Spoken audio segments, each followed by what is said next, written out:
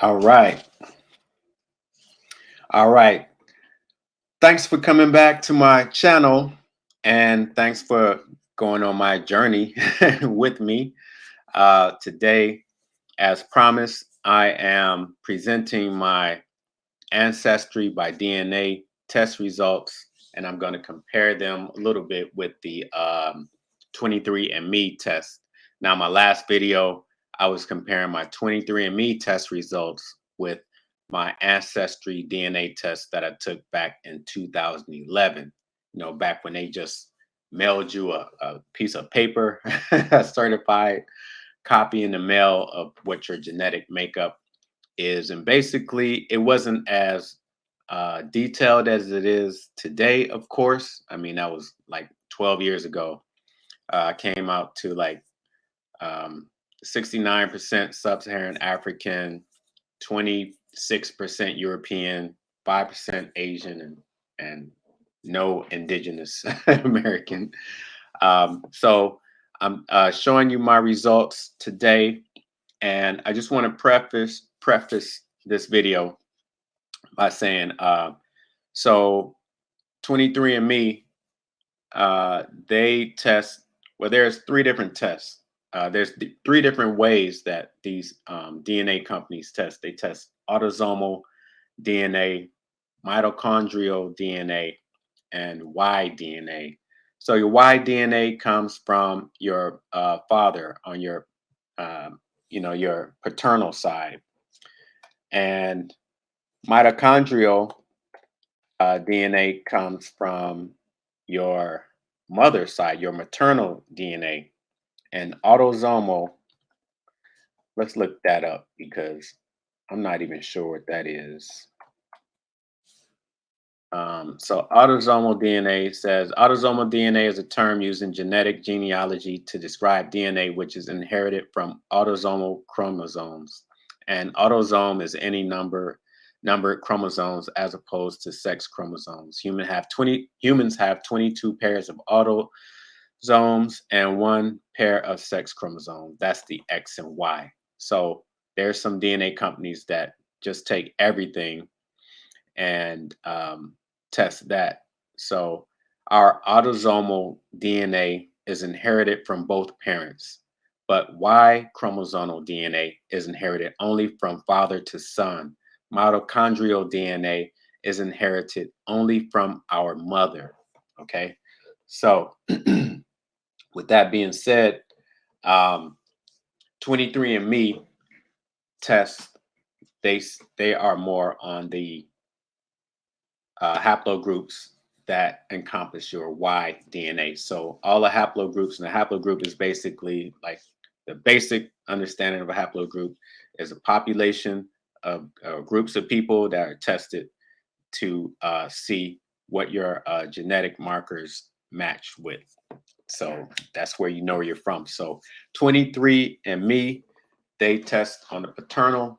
Their tests really come out more on the paternal side. That's why me and my brother, we don't have the same father, biological fathers. And when I came up on his 23andMe test, they had us as half brothers. Which, if they were doing the mitochondrial testing, we'd have came out as brothers because we had the same mother.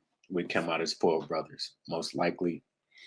I could be wrong, but that's my understanding. And so Ancestry DNA, they do more of the mitochondrial DNA. So as us being Africans, we have the strongest DNA. Like our DNA is more diverse. And it's because Africa is the birthplace of the world of humanity. So all those migrations that came out of Africa is just making it so much more DNA, mixed in with you. And what else? Oh yeah, you could say. I mean, they make the map really weird, like where Africa doesn't look as big as it actually is, because if you, in a real sense, you can fit every continent inside the African continent, besides Asia, what's considered Asia now, but even part of that used to be Africa. Everything from going west from East Africa, no, from West Africa, the East was considered Africa at once, and then vice versa was considered Asia.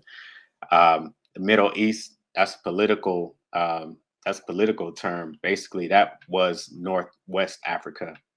So as we know, over time, people migrate, groups migrate, people mix in, borders change. What we know as countries today, the borders were different back in the days. Like Nigeria probably was like maybe from the east east side of Nigeria to the west coast of Africa. That could have been Nigeria. I'm gonna have to do more studying on that, but I'm just giving an overview. I'm not a scientist in this yet, but just an overview. And with that being said, let's get into this. Let me share my screen so we can get this my test results. Make me a little smaller and make this bigger. Okay, so let's start off with the first and highest DNA percentage, Nigeria. Yes. Yes. So in this test on Ancestry.com, I came up with 35% Nigerian. My DNA is composed, my ethnicity, my DNA is composed of that, which I'm proud of, proud to say that. And on my 23andMe test, it came out to 32.6% Nigeria. So with and that's, I mean, you can't. That is basically the same. I have some Central African Republic, so but for the most part, 35% DNA from Nigeria. And then the second is Cameroon, Congo, Western Bantu peoples. Now this is pretty much the same too. This actually came out on both tests, and they even have like part of Southeast Africa or Central East Africa, but most of the Cameroon, Congo, and Western Bantu peoples, Namibia, Equatorial Guinea, Gabon, Zambia, Angola, and that makes sense. But 23andMe, they had me at 12.6% Congolese and Southern East African. So yeah, that's about, yeah, I'm gonna take that. That's about the same. I mean, I got no arguments with that. And then but the so this Ancestry.com has a lot more European breakdown on it. And basically in the 23andMe test, that had my DNA coming up as 20.3%. And like I said before, my Ancestry DNA from 2011 had me at about 26% Nigerian, but it wasn't a breakdown. I mean, Nigerian had me at 26% European. And it wasn't broken down. It just said European. But on the new Ancestry DNA, they have me as 9% Scottish. And let's see, let's add up all European um, these European percentages. So Scotland 9%, Sweden, Denmark 4%, Ireland 2%, Wales 2%, Norway 1%.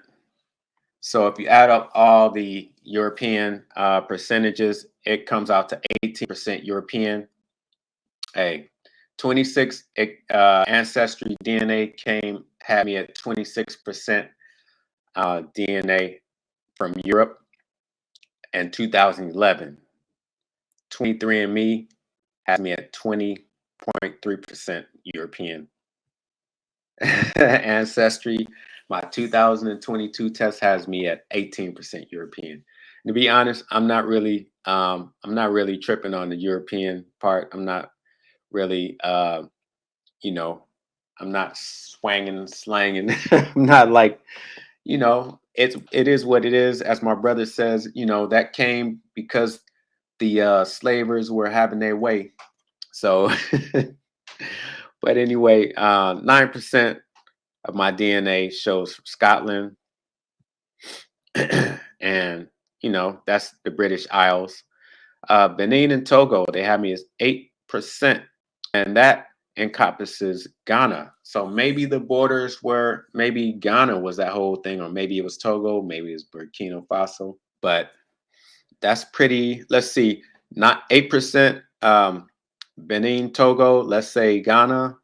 On 23andMe, it had me as 14%. So I didn't actually get the Benin and Togo. It didn't really come out like broken down that way on my on 23andMe, but I'm gonna say it's all in the same area, so no harp about that. Now Senegal is always been on my list of places to go. And Senegal, this is 8% Senegalese and Gambia, Guinea-Bissau, and Guinea. So that is pretty cool. I always want to go to Senegal, which I will go. Let's see, 23andMe. It didn't really break out anything from Senegal, but you can say Senegambian and Guinean, which was 9.2%. So that is pretty much on the money. The Gambia, beautiful place. I can't wait to go there. And this area right here, a lot of slaves were sold or taken from this area, so that is pretty much the same. Ivory Coast and Ghana. Okay, so here's the actual Ghana percentage, which shows 8%. Ghana on my 23andMe, it had Ghana, Liberian, and Senegambia was 12, no, 14%. So I'm just gonna, if you add up the 8% from Benin, Togo, and the 8% here, 16% from that area, I would say that's a match. I would say that's pretty good. Pretty good. Mali, they have 7% of my DNA coming from Mali, which they also encompass Sierra Leone, Liberia, and Guinea. Hey, that's I'm going because 23andMe, they have me at 9.2% Senegambian and Guinea. So I see these are all matching up pretty good to me. Sweden and Denmark, so that's part of that's 4% from there. That's part of that European. It's not the British Isles, but it's part of European makeup. Ireland, 2%. I've been to Ireland, nice place. Love me a good Guinness. We'll go back one day, maybe on a layover, but my focus is on the continent of Africa. Wales, 2%, and Norway, 1%. I'm not really, dancing in my boots about about these percentages because, um, you know, there's such small percent. If we just group it and just say Europe, 20% on 23andMe and about 18% here. So I think those percentages are pretty good. So they just show where, like, all these regions they test. Out of these regions they test, I mean, there's still not a lot of populations that are active in these testing. And if we get more, then diaspora can have more information on just uh, how much we are. So that these tests do also Ancestry, DNA, they do like a communities section to tell you what communities, like in your recent ancestry that you may be from, or your ancestors from about 4 generations, 4 to 5 generations, can be um, 23andMe. So Ancestry does communities. They have a communities part, and 23andMe also has something like that. They say it's called a recent ancestry in the Americas. So on 23andMe, recent ancestry in the Americas, they had me coming out as Jamaican, Jamaican heritage, and that's on my dad's side because my mom didn't have it. So I don't expect it to come on this test because, again, ancestry DNA seems to be more of a mitochondrial DNA. If both parents had Jamaican ancestry, then I would definitely see Afro Jamaicans in this on this test. But since the paternal side has it, this ancestry DNA site definitely has my mom's side because when you go to the communities, um, I see this Virginia African Americans and then East Texas, Arkansas, and Louisiana African Americans communities. Um, the Virginian African American communities, I am not sure about that, but I did find relatives who were born in Virginia or who have grandparents and great grandparents that were born in Virginia, but back too far for my research. For my own research, I can only go to the 1800s, and I think most people can really only go back that far, just because they didn't really keep records until the 1800s, unless you can like, I don't know, unless you were fortunate enough to have a family did keep records going back to the 1700s. I mean, we might have them. I just haven't found them yet. So, I mean, as you can see, this area here, the Virginias, as far as up to Baltimore, as far down as North Carolina, this was one of the biggest slave ports for the continental US. I mean, the first slaves were said to have been dropped off and in 1619, 1600s and 1700s. I mean, this time the United States wasn't even a country until 1776, right? Or 1778 officially. But um, for this area, I mean, I could see that if it's part of the slave trade, if they brought slaves here first and then they moved west, which most of them did. I'm trying to pass these names of relatives. I don't want to put people out there. I'm forwarding past these names of cousins because I don't want to put people's names out there. But what they say about the early Virginian African Americans, community history, most man, most African Americans in this community can trace their ancestry back to West Africa and present day Republic of Cameroon, Republic of the Congo, Nigeria, Ivory Coast, Ghana, Benin, and Togo. Over 200 year period, many were enslaved and brought to Virginia to work at tobacco farms, while early Virginia plantations were concentrated on the coastal plains. Slave owning planters gradually moved westward in search of new opportunities, shifting populations of enslaved people inland. Life for both free and enslaved Black Virginians grew more difficult as race based laws restricted their social, political, and economical rights. Black Virginians responded with rebellious and cultural innovations. Spiritually, and the church in particular became critical or crucial to Black people as they found unique ways to communicate with one another. And they show like just the history of uh, Black or African Americans in 1700s on the east mid Atlantic eastern coast. Uh, I won't get into all that, but you know, this shows a basic history of enslaved people and Africans on this side of the country. So they showed a migration. I think it's moving upward. Um, or more south. So, but when we go here, when we go here, this is where I was kind of blown away because my family, my mother's side and my dad's side, both have roots in Louisiana and Texas. And then from there, they moved west to California. And that was where my mother was born. And my dad was born in this area, in this region here, and they had family in California as well. So on both sides. So most of I'd say the majority of my family all come from California, especially on my mom's side, 100%.